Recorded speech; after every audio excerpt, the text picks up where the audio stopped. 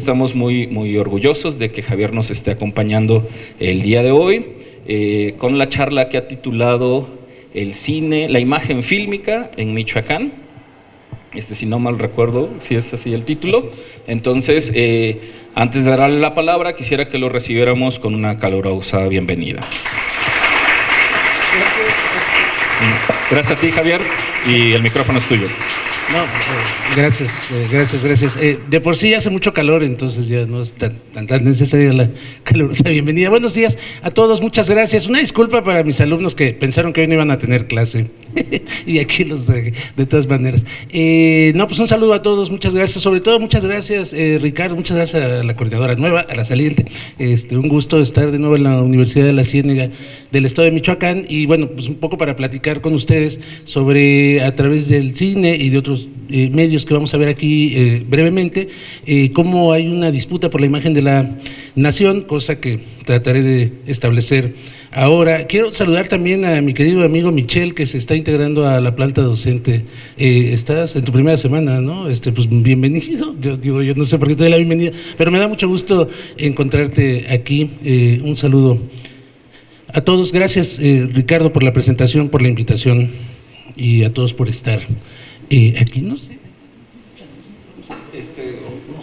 digo un poco para que se vea, un poquito, ¿no? Digo, para que se vea un poco más la pantalla. Ahí, bueno, no sé, igual sí se ve.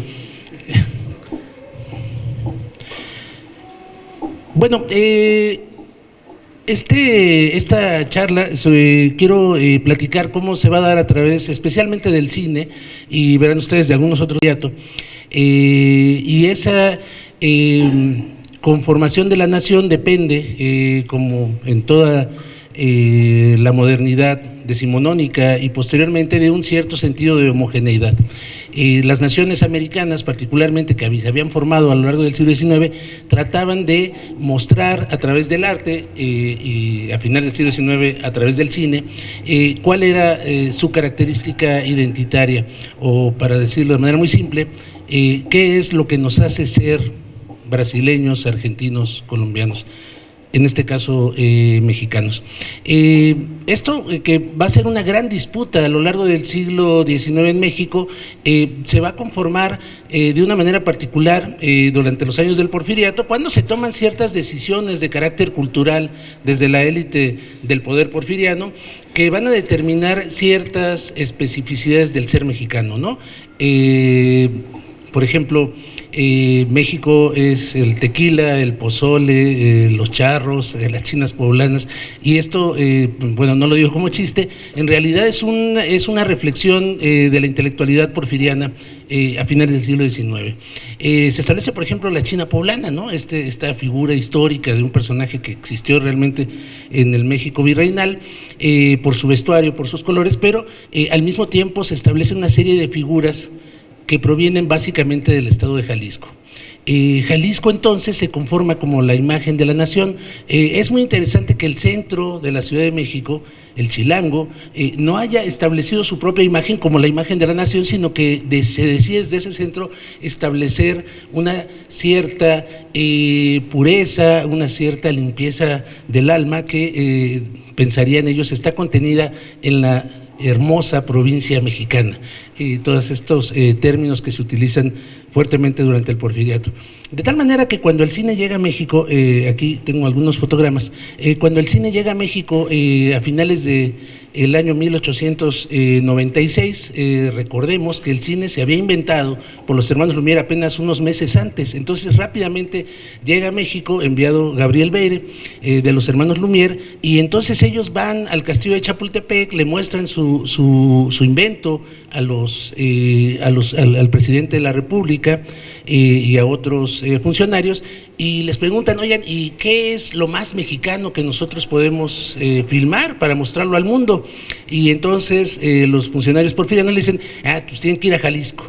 De tal manera que estos fotogramas que vemos corresponden a estas primeras filmaciones que se hicieron en la hacienda de Atequiza, más o menos aquí a 2 horas de donde estamos ahora mismo, del otro lado del lago, pues, en el estado de Jalisco se filma por primera vez la imagen mexicana que va a recorrer el mundo. Y como ustedes pueden ver, pues son los charros, son los sones de Jalisco, aunque acá no tenga sonido, podremos ver aquí la imagen de los sones, la comida, los bailes, la vida cultural de la provincia mexicana y de la provincia del interior del estado de Jalisco se erige desde entonces como una imagen de la nación. En el fotograma del lado izquierdo arriba verán ustedes una pelea de gallos, cosa que no es particular desde luego de Jalisco, y demuestra también cómo buscaban ellos, buscaban los hermanos Lumière en todos los lugares del mundo imágenes que hablaran de el movimiento. Y las peleas de gallos tenían esta dinámica que era muy interesante para ellos. Bueno, les pongo un poco de no sé si se va a oír o no, en realidad esto no tiene sonido, un fragmento, no vamos a ver toda esta secuencia. Y aquí el primer actor del cine nacional, don Porfirio Díaz. Estas son las primeras imágenes que se filmaron acá, 1896, en el Castillo de Chapultepec. Pero en realidad lo que les quería mostrar un poco era lo siguiente. Vamos a ver. Bueno, y esto ya son estas imágenes de las tropas federales, los famosos rurales, durante ese momento. Y acá todo el movimiento propio de la hacienda. Aquí están bañando a los caballos. Déjenme mostrarle otras. La pelea de gallos, yo creo que por el movimiento, por la dinámica peculiar que tienen estos acontecimientos, pues hay peleas de gallos filmadas en diferentes lugares del mundo, incluso, bueno, en Europa, en Asia, en otros países de América, se filmaban estos acontecimientos, como se filmaban los bailes también para dar noticia del movimiento. Aquí está pues los sones, que bueno, se filmaron en muchos lugares del mundo. ¿Cómo avanzó ahora? Ahí está. Bueno, en 1903, fíjense ustedes, se publica la novela Santa. Santa va a producir todo un arquetipo con el cual entendemos la cultura mexicana desde aquel momento. Federico Gamboa es el autor del primer gran bestseller de la literatura mexicana, ¿no? Estas novelas que se publicaban por entregas, es decir, cada semana salía un capítulo, y como las telenovelas del Canal 2 en aquella época, como era muy exitosa, se fue alargando y alargando, y si ustedes han tenido ocasión de leer la historia, verán que después de las primeras páginas se empieza a alargar con episodios cada vez más específicos de la vida de Santa. Y Santa narra la historia de una mujer que viene de la provincia. Santa está ubicado en la Ciudad de México y viene del entonces pueblito de Chimalistac, ¿no? Hoy es una colonia del sur de la Ciudad de México, ahí cerca de la Ciudad Universitaria, pero entonces era la provincia. El arquetipo que va a formular esta novela va a ser, digamos, perdurable en el tiempo, tanto en la literatura como en el cine mexicano, de la mujer. En este caso es una mujer que viene de la provincia y por lo tanto es portadora de una pureza y de una limpieza en su alma. Después ella, por las circunstancias de la vida, debe prostituirse. Una vez que se vuelve prostituta, pues su vida cambia en el contacto con la Ciudad de México, que desde entonces establece un contraste muy interesante. La Ciudad de México es el lugar del pecado, las ciudades en general, mientras que la vida provinciana es el lugar de la pureza, de la limpieza del alma sobre todo. No les cuento al final, no, sin spoiler, pero al final de la historia podemos decir que ella, a pesar de haberse prostituido, va a conservar su alma blanca, ¿no? Su alma pura. La santidad de su ser nunca se ve percudida, ensuciada por el pecado, ni siquiera por la prostitución. Este pequeño arquetipo va a funcionar a lo largo del tiempo para demostrar una diferencia entre la provincia y la capital, entre las ciudades y el campo. Y este arquetipo va a funcionar constantemente también para entender nuestra relación cultural entre Michoacán y el centro de la República. Bueno, Santa fue llevada muchas veces al cine. Aquí la primera película sonora que se filmó en nuestro país, dirigida por Antonio Moreno en 1931, y producto también de la situación económica mundial después de la crisis del 29, muchos técnicos cinematográficos que se habían quedado sin trabajo cruzan la frontera, algunos mexicanos y algunos no, y vienen acá a formar una industria nacional. Santa es el primer producto, entre muchos más que en la década de los 30 van a suceder en nuestro país. Por aquella época, no solo por la crisis económica, hay un gran esfuerzo de integración panamericana. Por circunstancias históricas, los Estados Unidos tienen la necesidad de establecer mejores vínculos con lo que ellos llaman las Américas, con el resto de la América, con América Latina, y van a propiciar la construcción de la carretera panamericana. La carretera panamericana tiene además este proyecto de los años 30 sobre todo, aunque el proyecto es muy anterior, la función de promover el uso del automóvil. Recordemos que a lo largo del siglo XIX el ferrocarril, que básicamente era un producto británico, se había popularizado en muchos países como la manera primordial del transporte al interior de los países. Estados Unidos entonces se le ocurre, como siendo el primer productor mundial de automóviles en aquel momento, se le ocurre patrocinar una gran carretera que iba a surcar desde Tijuana hasta la Patagonia, como se decía entonces, todo el territorio americano, con la función de promover el automóvil, con la función de integrar nuestros países y también con la función de promover el intercambio de productos, el turismo, que es muy importante, y muchos otros elementos. La carretera panamericana se va a trazar primero en una gran línea recta que va de la ciudad de Nogales, pero luego se va a trasladar mucho más al sur, a la ciudad de Laredo, para llegar hasta Chiapas y de ahí cruzar hacia Centroamérica y eventualmente hacia Sudamérica.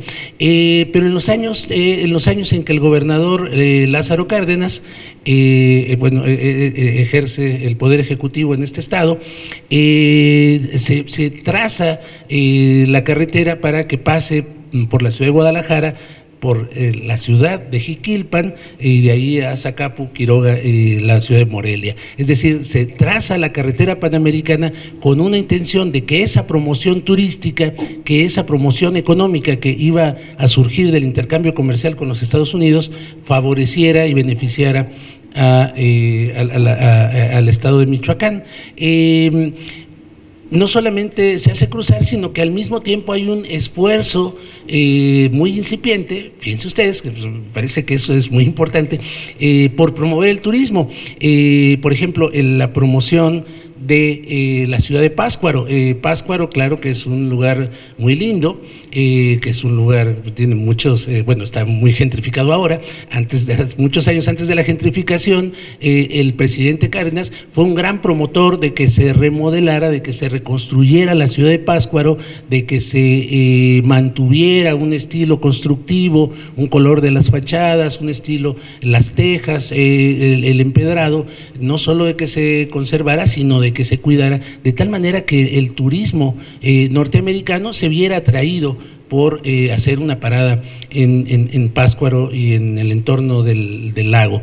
Entonces es muy importante cómo en los años en que Cárdenas es presidente, entre el 28 y el 31 más o menos, entre el 29 y el 32, perdón por las fechas, existe esta promoción. No solamente va a ser la ciudad de Pátzcuaro, también Morelia se integra a este circuito, y podemos ver otros núcleos de atracción turística, por supuesto la ciudad de Taxco, que es también desde entonces vista con ese sentido, y poco más adelante San Miguel de Allende, que tienen esta función, al igual que la ciudad de Cuernavaca. Que son puntos muy importantes y que desde entonces vamos a estar muy acompañados ahí, pues, de muchos gringos, ¿verdad?, que han habitado desde entonces.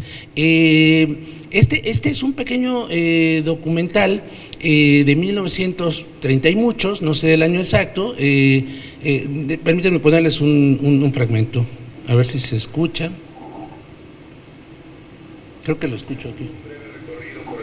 Michoacán, la región privilegiada de la República Mexicana, que encierra encanto y colorido y que nos hace además recordar las páginas de oro del libro de nuestra historia. Tenemos aquí su hermosa capital, Morelia, que fue fundada en el año de 1541. Nos detendremos un poco para contemplar su viejo acueducto, construido hace más de 2 centurias, que nos hace meditar sobre el transcurso de los años y remontar nuestra imaginación hacia otras épocas en que el romanticismo imperaba con todos sus atributos. Bueno, un fragmentito de este documental sobre Morelia. Es común en los años 30, 40, que haya que la promoción turística sea acompañada por este tipo de documentales que permitían la difusión de una ciudad como Morelia, y sobre todo proyectado hacia el extranjero, particularmente hacia los Estados Unidos. Se vuelve muy popular en los años de entreguerra para muchos intelectuales, pero también para muchas otras personas que no participaban del mundo de la cultura, viajar por razones turísticas, cruzar la frontera, incluso llegar al exótico puerto de Acapulco, ¿no? Que era pues un lugar muy lejano y muy exótico, bueno, a donde querían llegar, pero al igual de eso, la costa del Pacífico, la ciudad de Mazatlán, por ejemplo, más adelante Puerto Vallarta, el puerto de Manzanillo, son todos sitios que se van poblando de turismo, sobre todo en los años 30 y 40. Entre muchos que van a cruzar la frontera está este señor, cuyo nombre es Paul Strand. Paul Strand era un fotógrafo muy experimental, él que había trabajado en películas y en fotografías, pero sobre todo en el cine experimental, innovador, más novedoso a principios de los años 20. Es muy conocida su película Manhattan, donde hace un poema épico a partir de las construcciones y los altos edificios de la ciudad de Nueva York.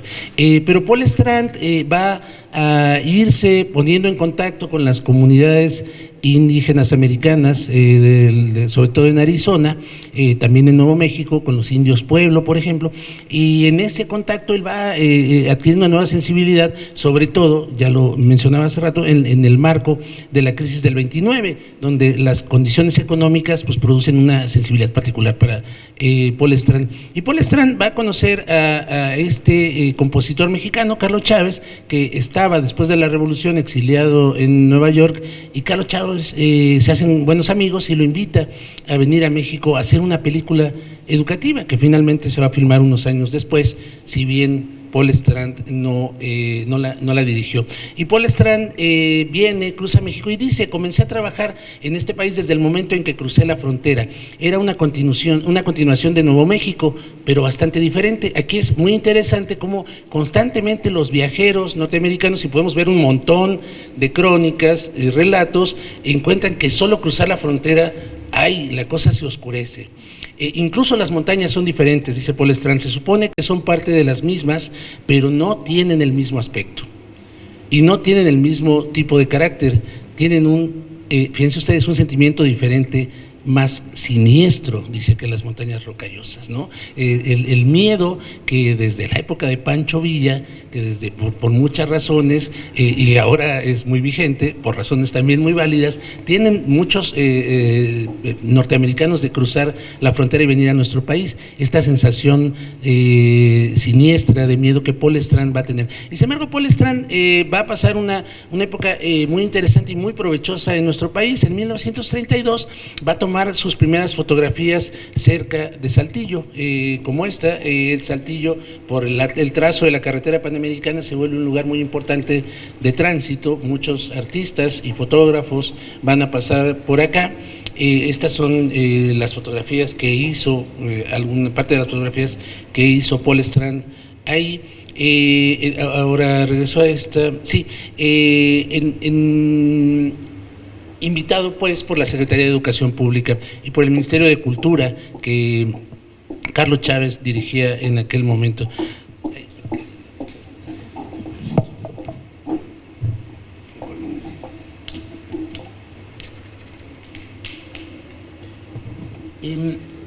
Y nomás cruzar la frontera empezaron sus dificultades, no con las montañas, sino con los funcionarios.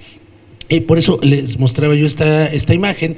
Este es Narciso Bassols, secretario de Educación Pública los últimos años previos al cardenismo, que es pues prácticamente obligado a renunciar por promover la educación sexual en las escuelas mexicanas en el año 1931, cuando se hace un proyecto y un programa y se empieza a promover la educación sexual entre los niños, los padres de familia, bueno, se ponen muy enojados. Hay muchas manifestaciones en aquel año en las calles de la Ciudad de México, abajo la educación sexual, pedimos la renuncia de Bassols, y finalmente Narciso Bassols es depuesto como secretario en el Ministerio de Educación en aquel año, lo que va a llevar a unas grandes dificultades al pobrecito de Paul Estrand, al que lo había contratado la SEP para hacer una película. Finalmente va a tener que salir del país. Antes de eso, él expone en Bellas Artes, y me parece muy bonita la cita que él dice: la mejor parte fue el carácter democrático de la gente que vino. Unos 3,000 personas, en 10 días de exposición, 3,000 personas entraron a ver sus fotografías en la Ciudad de México. Trabajé aquí, comencé nuevos problemas y tomé una línea de trabajo que comenzó en 1915 con el espectáculo a pie de calle. La gente entraba por una puerta, atravesaba la sala y salía por el otro. Imagínense la calle de Madero en la Ciudad de México, el populoso centro de la Ciudad de México, y la gente entrando a ver estas fotografías. Se convertía en parte de la calle. Llegaba todo tipo de personas, policías, soldados, indias con sus bebés, etcétera. Nunca he tenido tal audiencia en ningún otro lugar. Estas son las imágenes, les voy a mostrar varias que Paul Estrand registró en la zona del lago de Pátzcuaro. Él estuvo durante varias semanas trabajando como empleado de la SEP entonces, que era una manera común en que a los artistas se les invitaba a México, les daban un salario de maestro durante algunos meses y se les pedía que produjeran alguna obra musical, literaria, o en este caso fotográfica y después fílmica. Estas son algunas de las fotografías muy interesantes por la cercanía que tenía Paul Estrand con la gente. Es una cercanía que ahora vamos a ver de cuál era su origen. Dice que resultó que cuando comencé a hacer retratos, especialmente en México en el 33, el Graflex era perfecto con la colocación de un prisma para fotografiar a la gente sin que ellos supieran que estaban siendo fotografiados, lo cual era absolutamente esencial porque a los indios mexicanos no les gusta que los fotografíen. Siempre sentí que mi relación con la fotografía y la gente era seria y que estaba intentando darlo al mundo y no explotar a nadie en el proceso. Bueno, no sé si estaríamos de acuerdo hoy en este tipo de actividad. Lo cierto es que él logró todas estas imágenes muy cercanas a la gente porque su cámara estaba oculta y porque no sabían que estaban siendo fotografiados, cosa que hoy nos parecería completamente inmoral. Bueno, estas imágenes de la gente y de la vida cotidiana, sobre todo en la ciudad de Pátzcuaro y también en los pueblitos cercanos, las logró Paul Estrand. Esta foto maravillosa, ¿no?, del niño que parece que nos devuelve la mirada. En realidad, pues a lo mejor estaba viendo qué traerá en su caja este señor, pero bueno, ahí quedó la imagen, la imagen de la ciudad de Pátzcuaro. Les quiero mostrar ahora un fragmento de esto. Este señor aquí, pues recargadito en la escalera, es Silvestre Revueltas. Silvestre Revueltas, pues bueno, el gran músico mexicano, muerto tempranamente, prematuramente, por su gran alcoholismo, ¿verdad? En 1939, tenía 38 años, bueno, pues amaneció en una calle de la Ciudad de México. Había tenido ya diversas hospitalizaciones, en fin, pero era un gran genio musical y tenía un gran sentido del humor. En 1931 hizo una primera suite sobre Janitzio, que concluyó finalmente en 1933. Les voy a poner un fragmento y les va a sonar muy conocido. En la partitura que había compuesto, él escribió esta nota y después se reprodujo en los programas de mano de la Orquesta Sinfónica Nacional en aquel año del 33, y decía: Janitzio es una isla de pescadores que arrulla el lago de Pátzcuaro. El lago de Pátzcuaro es feo. Los viajeros románticos y sentimentales lo han embellecido con besos y música de tarjeta postal. Yo, para no ser menos, también pongo mi grano de arena en un infinito anhelo de gloria y renombre. La posteridad agradecerá sin género de duda estos esfuerzos pro turismo. Y este es un fragmento de Janitzio, la suite sinfónica de Silvestre Revueltas.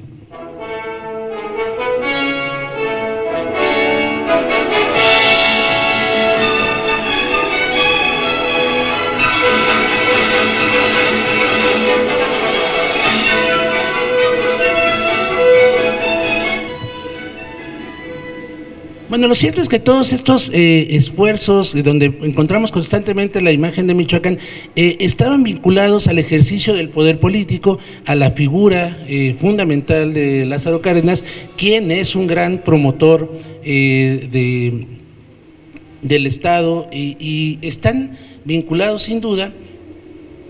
Aquí está Lázaro Cárdenas. Esta es una fotografía, una postal muy anterior del Lago de Pátzcuaro de Hugo Breme, de la década de la Revolución Mexicana, y Lázaro Cárdenas en su campaña presidencial, que finalmente lo llevó al Poder Ejecutivo Federal en 1934. Lo cierto es que están vinculados también a una cuestión muy importante. Si Jalisco había sido nominada, decretada la imagen de la nación desde décadas anteriores, las otras regiones del país reclamaban por qué yo no me identifico con cierta comida, con cierto baile, con cierto entorno cultural, ¿por qué yo no soy la imagen de México? ¿No? Eso va a ser muy importante y muy recalcitrante para algunas comunidades en el centro. Imagínense para entornos tan lejanos como Yucatán. Yucatán hasta 1938 no tenía una vía de comunicación terrestre con el resto del país. O sea, para ir a Mérida había que tomar un barco. Era otro lugar, tenían más cercanía con La Habana o con Nueva Orleans que con México, y sin embargo Yucatán era parte de una nación que tomaba tequila y escuchaba mariachis, ¿no? Esa disonancia se va a volver una cuestión cultural de primer orden que podríamos analizar en muchos espacios, en el espacio chiapaneco, en el espacio regiomontano, en muchos otros lugares. Lázaro Cárdenas intenta, hay un gran proyecto cultural vinculado al cardenismo que intenta poner en duda, poner en crisis esta uniformidad de la nación mexicana, ¿no? Que finalmente se va a resolver de diferentes maneras en la década de los 40 y los 50, pero bueno, quiero mostrarles aquí algunos ejemplos. En 1934, Carlos Navarro va a filmar Janitzio. Hay un montón de conexiones en las que no me detengo mucho, pero en todo caso Janitzio es una de estas imágenes que el Estado de Michoacán quiere promover para mostrar su diferencia con el entorno cultural nacional, y al mismo tiempo para mostrar la fuerza cultural de sus comunidades originarias y de sus propias historias. La película, aunque es dirigida por Carlos Navarro, pues es producto de un gran entorno cultural donde, por ejemplo, la figura del cineasta soviético Sergei Eisenstein, que había pasado por México hacía apenas un par de años, pero cuyas imágenes, a pesar de que no llegó a concluir la película que filmó Eisenstein, eran ya muy conocidas y se habían difundido fuertemente por México. Con esa influencia, Janitzio cuenta una historia que se emparenta un poquito con lo que decíamos hace unos minutos sobre Santa.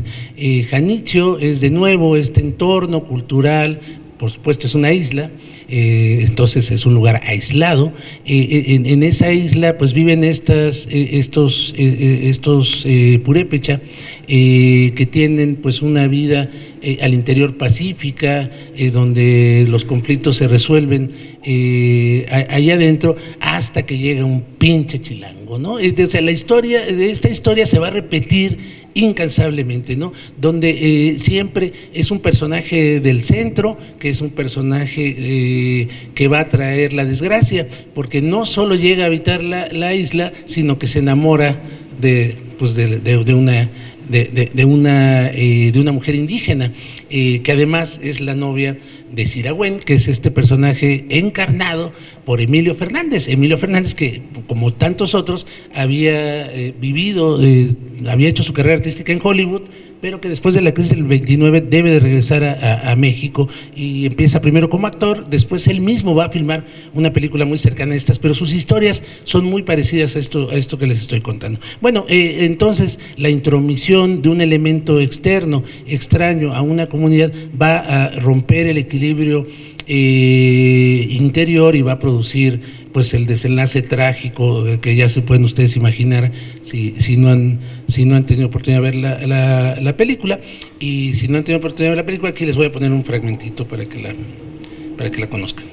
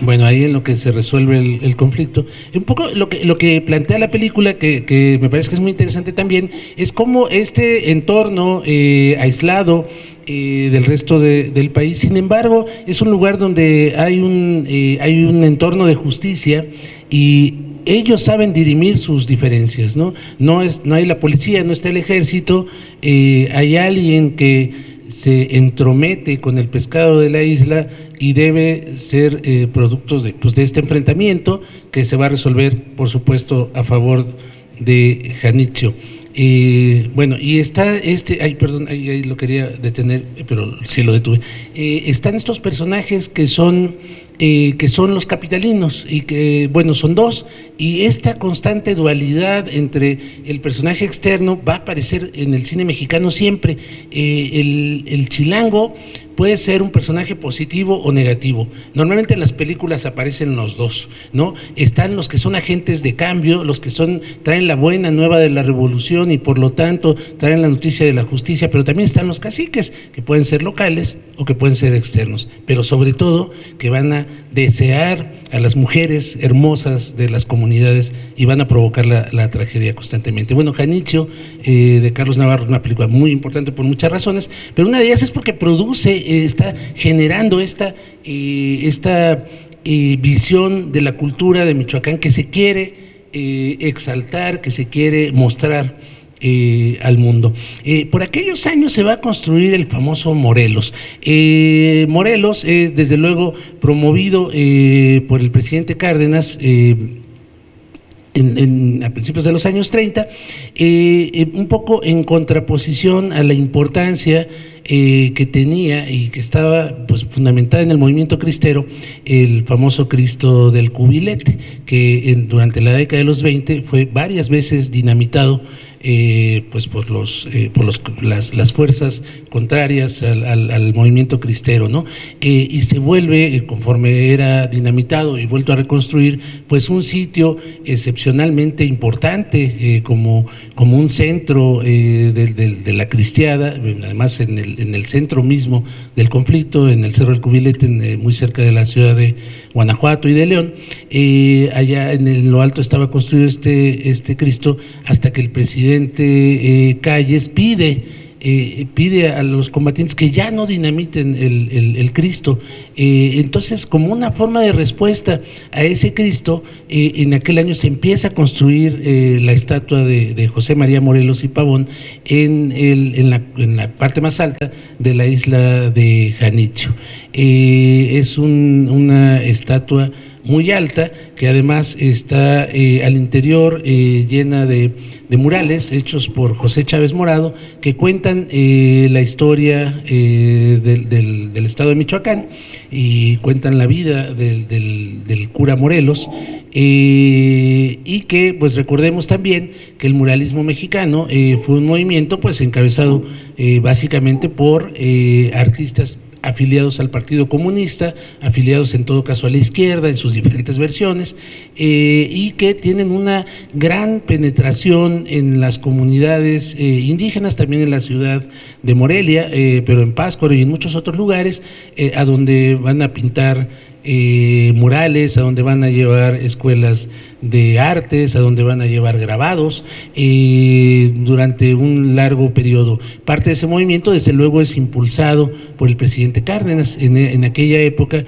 bueno, el presidente Cárdenas construye su casa y habita su casa, la Quinta Heréndira, pues cerca del lago también, un lugar que también es decorado por los murales de Roberto Cueva del Río, un pintor poblano que va a pintar aquí en Jiquilpan mismo, bueno, acá en Jiquilpan, muy cerquita de aquí, va a pintar en la Escuela Madero y en la casa de la familia Cárdenas, y que se vuelve pues un artista muy importante para Michoacán, aunque él no era michoacano, pero que está produciendo un discurso donde Michoacán es visto como parte también de este largo discurso histórico de la independencia de la nación, y ahí la figura de Heréndira, esta mujer purépecha que resiste a la conquista, pues se vuelve muy importante, y en la Quinta Heréndira el presidente Cárdenas hace pintar la figura de Heréndira, ¿no?, que es una mujer muy importante.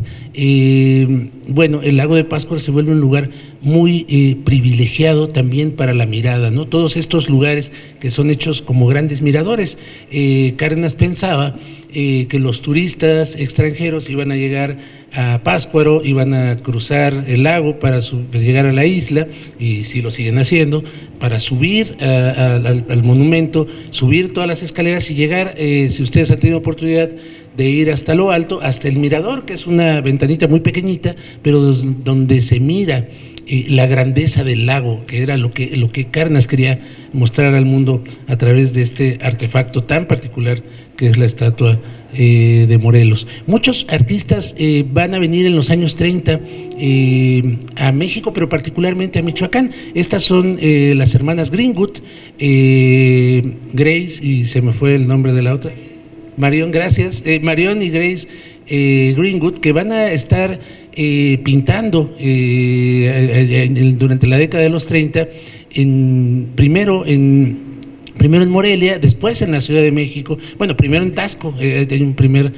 mural de Marion, después ellas juntas van a pintar en la Ciudad de Morelia, y después van a pintar en el Mercado Abelardo Rodríguez en la Ciudad de México, y en todos estos discursos hay un discurso también sobre la justicia social, hay un discurso sobre la pobreza, sobre la revolución en el fondo, la revolución como efecto continuo, no solamente van a pintar a Madero y a Villa y a Zapata, no lo hacen, pero por ejemplo en el gran mural, bueno, los grandes muros que pintan en el Mercado Rodríguez, pues de un lado es la lucha campesina, del otro lado es la lucha minera, ¿no? Entonces están muy vinculados con un proceso revolucionario que de entonces se ve no como la revolución que ya triunfó, sino como la revolución que viene. Eso es muy interesante, porque aunque se sumen y el gobierno de la revolución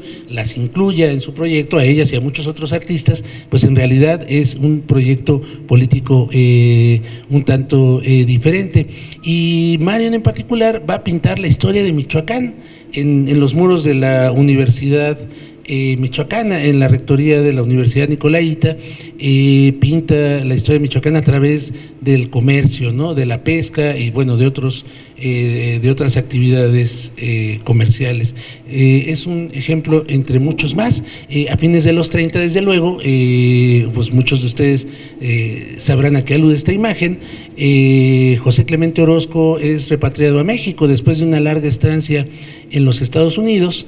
Él va, primero regresa por un tiempo breve a la Ciudad de México, pinta en el Palacio de Bellas Artes, pero va a venir un periodo mucho más largo de su vida a vivir a la ciudad de Guadalajara, donde hace pues la parte nodal de su obra mural en el Hospicio Cabañas, en el Palacio de Gobierno, en el Paraninfo de la Universidad, y en ese momento que está haciendo su gran proyecto mural en Jalisco, es invitado directamente por el presidente Cárdenas a venir aquí a Jiquilpan y a pintar en la Biblioteca Gabino Ortiz, que había, pues como tantos otros sitios, sido, recuperada del dominio y del control de la Iglesia Católica, como muchos otros edificios donde la Iglesia pierde el dominio, y va a ser constituida como biblioteca. Y bueno, parte del gran proyecto que va a ser ahí José Clemente Orozco, desde luego, pues de nuevo la imagen de la nación puesta acá en disputa en la parte posterior, con los colores de la bandera mexicana y con el águila y toda esta disputa. Al lado de la derecha, pues una cosa común en la plástica de José Clemente Orozco, que era una trinidad, ¿no? Muchas veces podía tener un sentido u otro. En este caso, pues son estos tres personajes que podían ser el ejército, que pueden ser los maestros, los agraristas, diferentes personajes, pero siempre aparecen en estas tríadas. Pero mucho más interesante, los muros laterales, donde hay una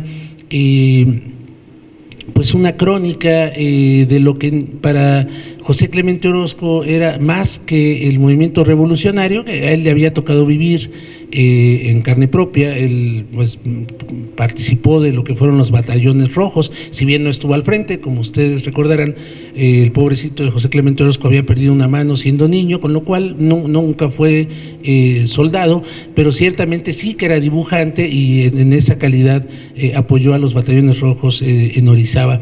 Pero este programa, estos paneles que él decora con un cromatismo mínimo, prácticamente en blanco y negro, con muchos tonos en un rojo que sobre todo después de su presencia en Estados Unidos, Orozco ya nunca dejó de utilizar, con colores mínimos.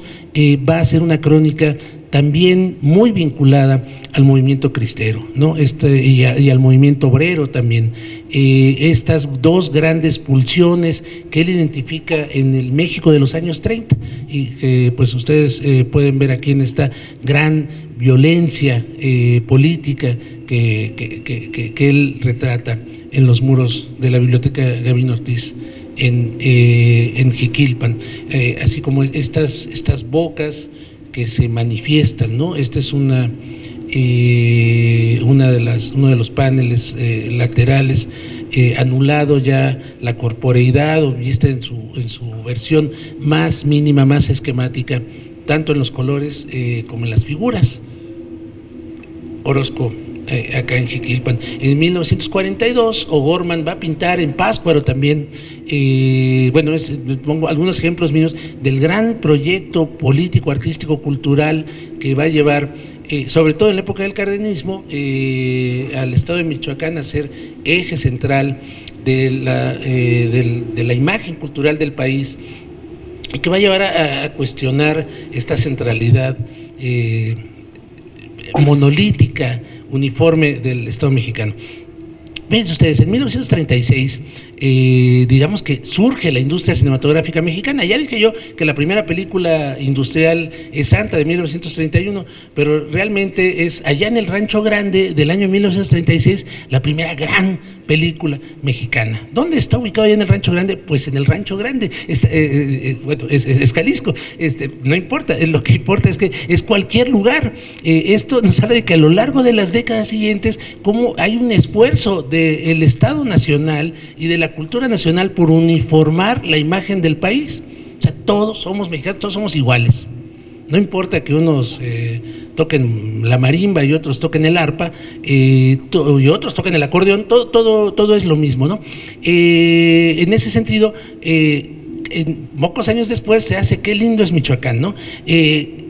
Aquí no tengo ningún fragmento de esta película, pero Qué lindo es Michoacán es la misma historia de allá en el Rancho Grande, pero en lugar de estar en el rancho, pues está en Michoacán. Es el único cambio. Y tal vez el mismo actor, Tito Guizar, cantando muchas canciones, pero que son canciones michoacanas ahora. Pero las canciones son idénticas, la misma instrumentación, la misma orquestación, nada más que ahora cantan sobre Michoacán y sobre lo bonito que es el lago de Pátzcuaro, en lugar sobre el Rancho Grande. Y esta imagen recurrente de Morelia, que son todas estas síntesis, o sea, la fuente de las tarascas por Morelia, Morelia por Michoacán, Michoacán por México, todo esta gran síntesis de la cultura nacional que lo que quiere es homogeneizar. Digamos, dos fuerzas contrarias muy importantes en los años 30, que es la necesidad de las regiones de mostrarse en su dimensión única frente a la fuerza de la nación que quiere mostrar como todos somos mexicanos, todos somos hijos de la misma patria. Les muestro algunos ejemplos rápidos de esta imagen del Estado que se va a formular para la nación. Miguel Contreras Torres firmó dos películas sobre Morelos, El Padre Morelos y El Rayo del Sur, en el 42 y en el 43, con los mismos actores, los mismos vestuarios, las mismas locaciones, nomás que se dio cuenta que podía sacar dos películas en lugar de una, y es la misma, la historia es igualita, El Padre Morelos y El Rayo del Sur. Les voy a mostrar un cachito, si el internet nos acompaña. Ahí viene. Por supuesto, Domingo Soler, siempre, El Padre Morelos. Ay. ¿No estabas diciendo siempre que querías ver a tu papá? Mi papá, soy María, tía Antonia. Sí, Juanito, no te da gusto verlo. ¿Cómo está usted, mi señor padre? ¿Cuánto tiempo sin verte? Bien podría creer que ustedes son sus padres. No han tenido más calor ni más cariño que el de vosotros desde que murió mi pobre madre. Pero siénteme. Y dime, María Antonia, ¿cómo dejaste de Valladolid? Tan bonito, ¿verdad? ¿Cómo lo he echado de menos? Valladolid tan bonito como siempre, tienes razón. Sin embargo, desde hace días la gente murmuraba que había alarma. Sí, José María. Han llegado noticias de que en México los mismos españoles no quieren al virrey Turrigaray. Pedían otro. Y en España no se sabe cómo están las cosas. Esos tumultos no tienen importancia. Pues, ¿qué más da un virrey que otro? Lo que hace falta es que España reconozca una delegación nuestra para defender nuestros derechos en la Nueva España. Pero no hablemos ahora de eso. Y dime, María Antonia, trajiste todas las cosas que pertenecieron a mi madre. Bueno, y aquí siempre el efecto del cine histórico de no mostrar la historia, sino mostrar la vida íntima de los personajes, o sea, esta dimensión humana, que es verdad, existe, pues sabemos que, por ejemplo, la microhistoria se ha encargado mucho de difundir esta versión, otra, pero al mismo tiempo, en términos políticos, funciona muy bien para despolitizar las figuras históricas, ¿no? Es una dimensión donde pues todos somos iguales, la familia es el eje que articula la nación mexicana. La vida inútil de Pito Pérez, que ha sido llevada a la pantalla en 4 ocasiones diferentes, la primerita de Miguel Contreras Torres, la verdad que me parece una película bastante interesante. Después la hizo Tintán, después la hizo López Tarso, y cualquiera de estos la hace Eugenio Derbez o quien sea, porque es una historia que fue muy productiva durante muchos años para la industria cinematográfica nacional. José Rubén Romero, pues el gran novelista, él de Europa, si no me equivoco, si no hay ahorita me va a corregir aquí Michelle, que en 1938 apenas había publicado La vida inútil de Pito Pérez, y poquitos años después Miguel Contreras Torres, que es pues el hijo predilecto del cine michoacano, filma La vida inútil de Pito Pérez. También me voy a permitir ponerles un fragmentito.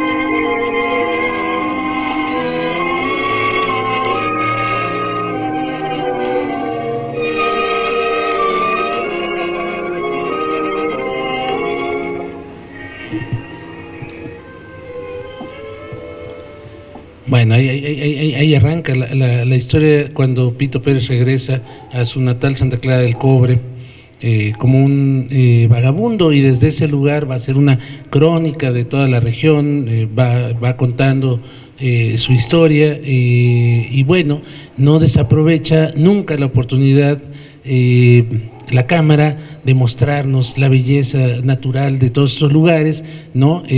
Bueno, Santa Clara del Cobre, aquí también todavía no gentrificada en estas imágenes.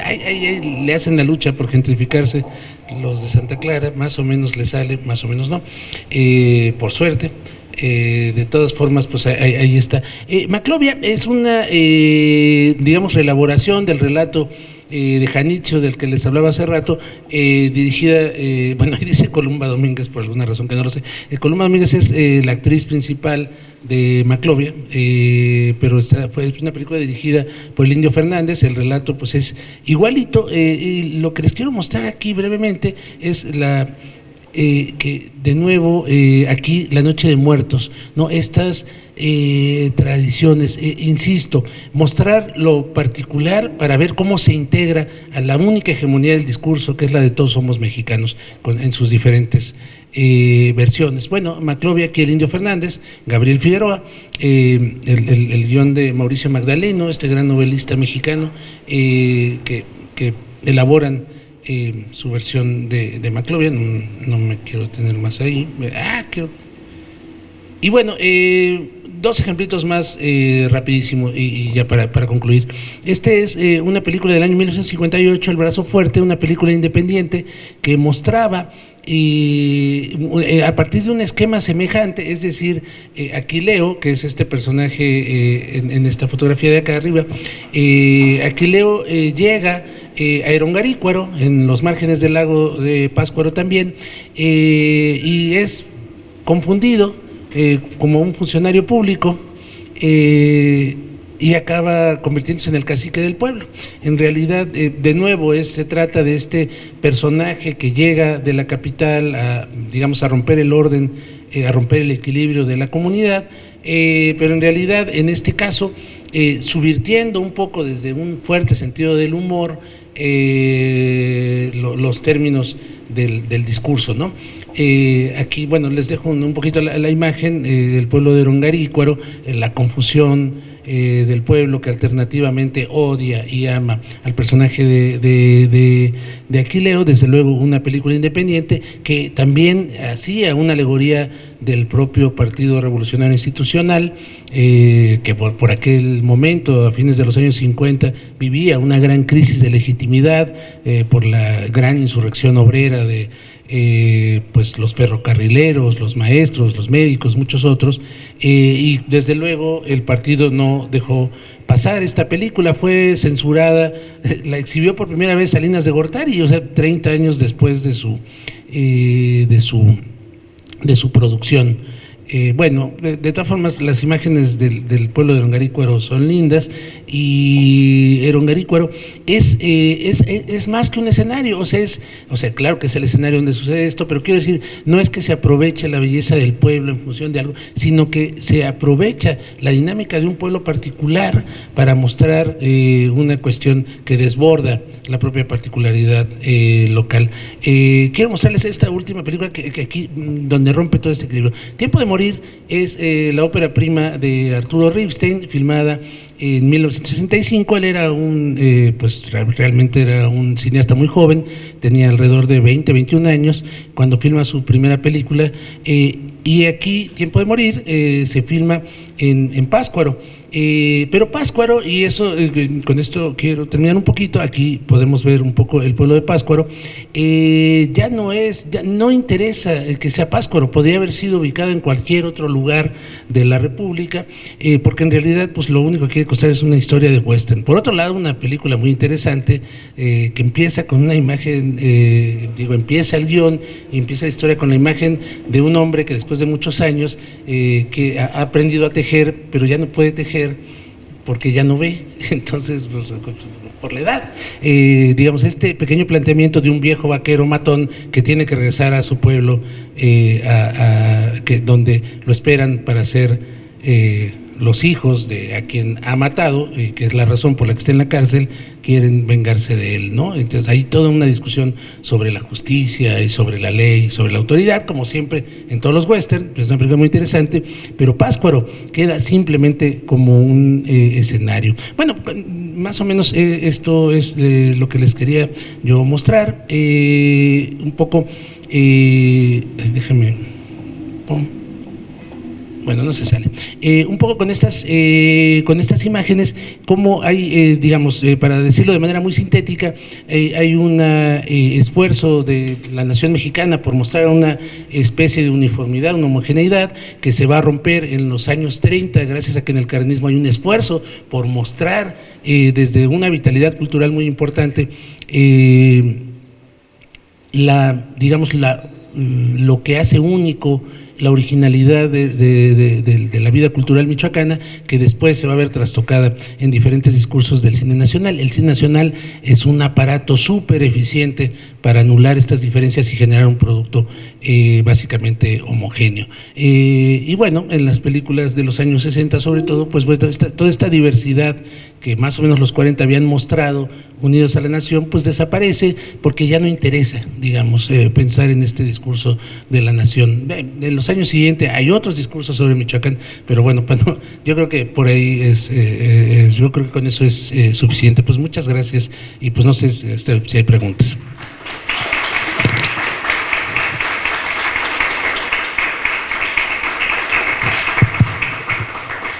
Muchas gracias, Javier, por esta interesante conferencia. Y bueno, se abre la sesión para preguntas. Hay un micrófono aquí. ¿Quién tiene alguna pregunta, comentario?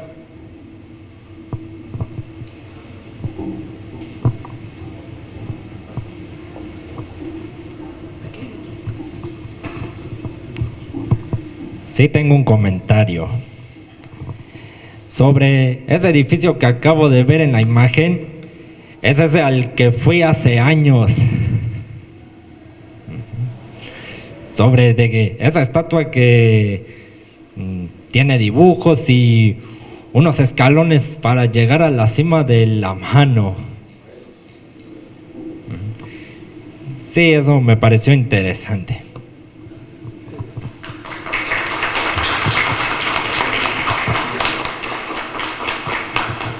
A ver, ¿alguien más?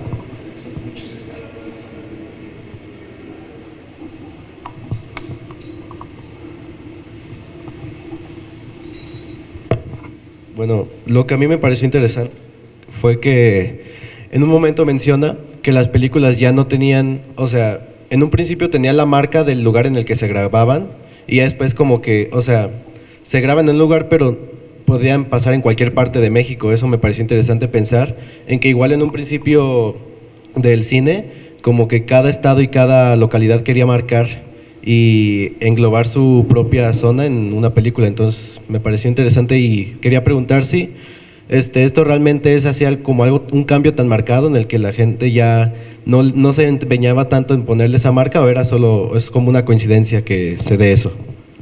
No, pues muchas gracias, es una pregunta muy, muy importante. Bueno, yo pienso que justo pues es una cosa que es una tensión que sucede en el tiempo, ¿no? Si es o no es. Pienso, bueno, no me voy a acordar el título, pero esta película filmada en Puerto Progreso, Yucatán, y bueno, perdón que no recuerdo el título, ahora se los digo.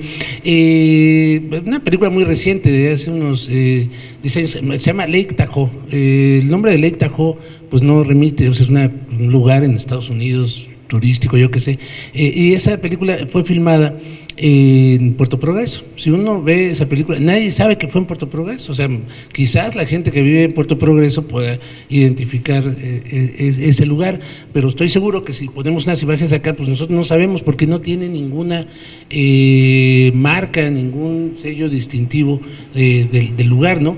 Yo creo que es importante en el sentido de esta disputa que trataba yo de argumentar en torno a qué nos hace ser mexicanos. ¿Por qué eso no importa hoy? Porque quizás ya no nos lo preguntamos, o porque quizás entendemos que nuestra nacionalidad no tiene que ver con ciertas marcas específicas que nos han impuesto culturalmente, ¿no? No lo sé, no tengo una respuesta única. Creo que a lo largo del tiempo va cambiando la atención y la importancia que tiene de mostrarse o no, ¿no? Y ahora pues también hay una gran diversidad de discursos, o sea, hoy todo el mundo puede con su celular hacer su película, y entonces ¿dónde está? Pues ya es quizás lo que menos interese, ¿no? Bueno, pero muchas gracias por la pregunta.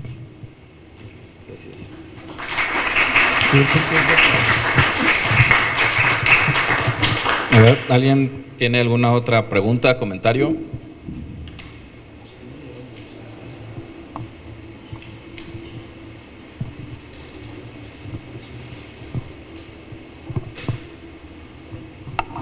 Mi duda radica más en cuál fue el papel o qué tan fundamental fue el papel del cine en este proyecto que se llevó a cabo de la creación de la identidad después de todas las disputas que hubo en el país.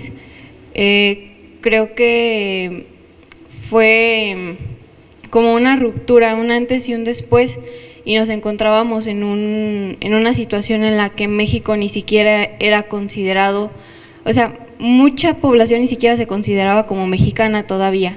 Entonces, ¿qué papel tuvo realmente el cine para crear esta identidad como mexicanos?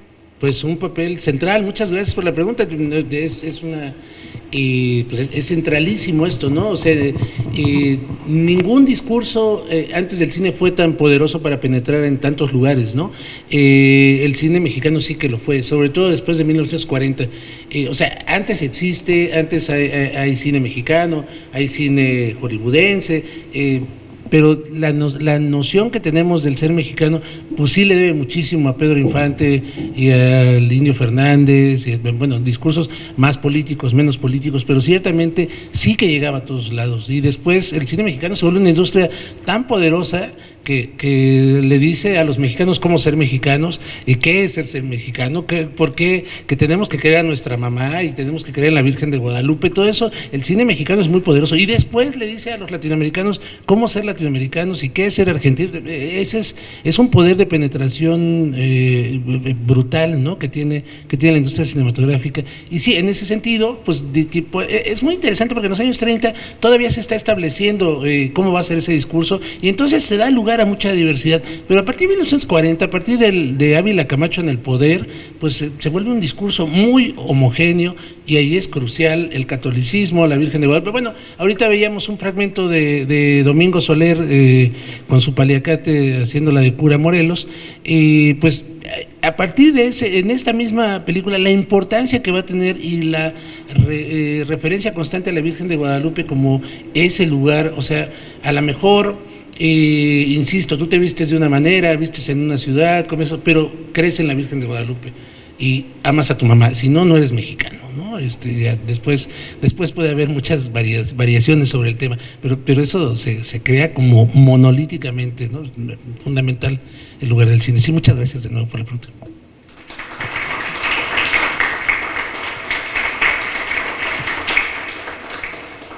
¿Alguna otra pregunta? Todavía hay tiempo para un par de preguntas más.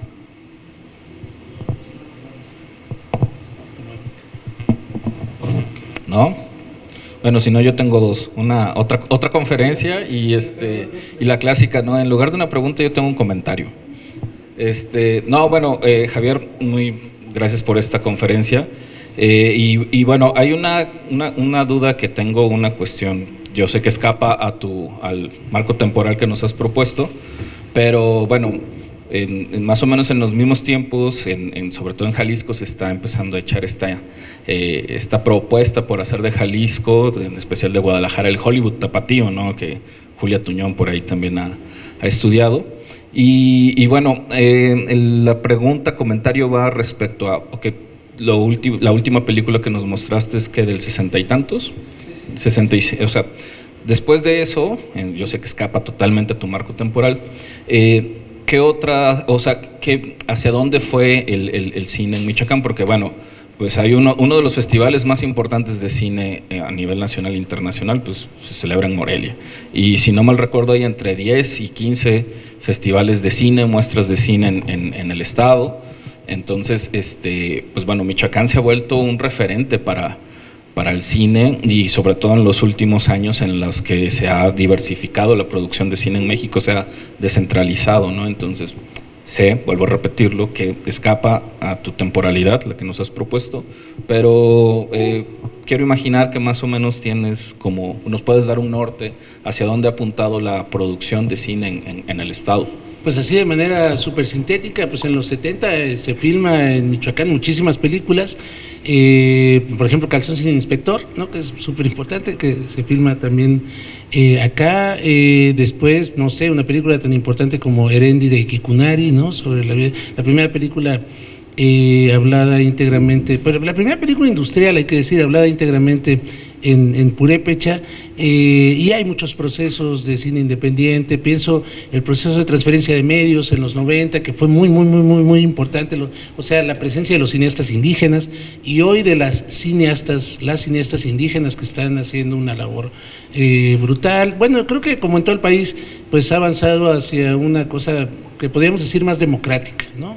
Más democrática en el sentido de que más gente tiene acceso pues incluso a llegar a los festivales, ¿no? Y cada año, no solo en el Festival de Morelia, en los diferentes festivales, incluido el muestrario de acá, de Lemia, pues se muestra pues esta diversidad enorme, ¿no?, de películas que se hacen en pequeñas comunidades, en grupos estudiantiles, en comunidades indígenas. Y bueno, y creo que hacia ya avanzado hacia la diversidad, ¿no? Y la industria, pues sí, pues los Ramírez, que son paisanos morelianos, y pues eso, que promueven un gran festival y que tienen una gran presencia mucho más allá de nuestras fronteras, para decirlo de manera un poco sintética. ¿Sí? Gracias, Richard. Muy bien, ¿no hay alguien más que al final se haya animado? Nadie se. No, bueno, sí, no, bueno, tú dale.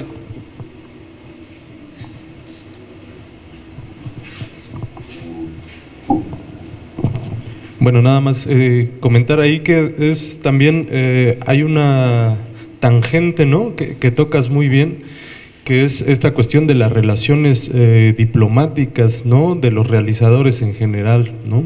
Unos afiches, por ejemplo, el de Paul Strand, ¿no?, vinculado a el Lissitzky, ¿no?, de los primeros años de la Revolución Soviética en Rusia, ¿no? Otros, ¿no?, vinculados por ejemplo, el de Janitzio a lo Dada, ¿no? Y cómo se van vinculando estas relaciones entre los realizadores extranjeros, nacionales, los exilios, las idas, las venidas, y también cómo van tensando las relaciones políticas, ¿no?, del mismo país, como tú bien lo dices, ¿no? Cuando cambia la administración del Estado, ¿no?, hacia Ávila Camacho, entonces hay otra vinculación, ¿no?, ahí de los actores, y las censuras, ¿no?, y ese tipo de relaciones, ¿no?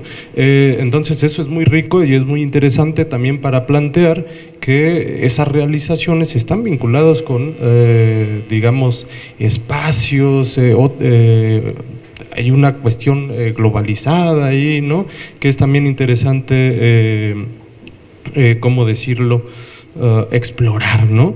Y entonces eso, digamos, quería comentarlo sobre todo porque acá los chavos tienen una asignatura, ¿no?, de legislación y diplomacia, ¿no?, y cómo se producen este tipo de cuestiones, ¿no?, más allá de lo nacional, ¿no?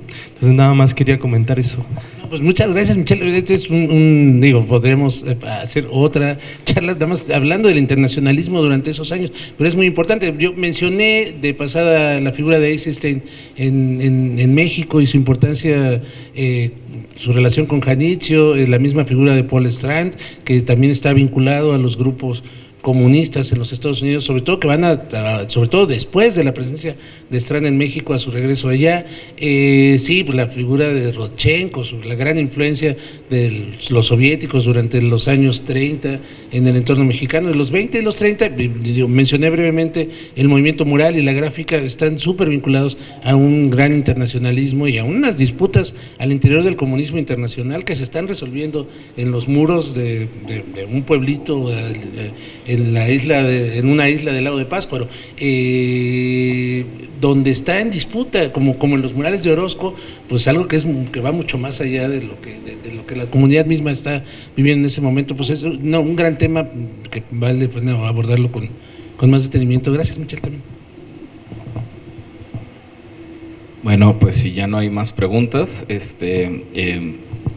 podemos entregarle la constancia y agradecerte, Javier, muchas gracias por esta charla, conferencia, y pues bueno, sí, claro.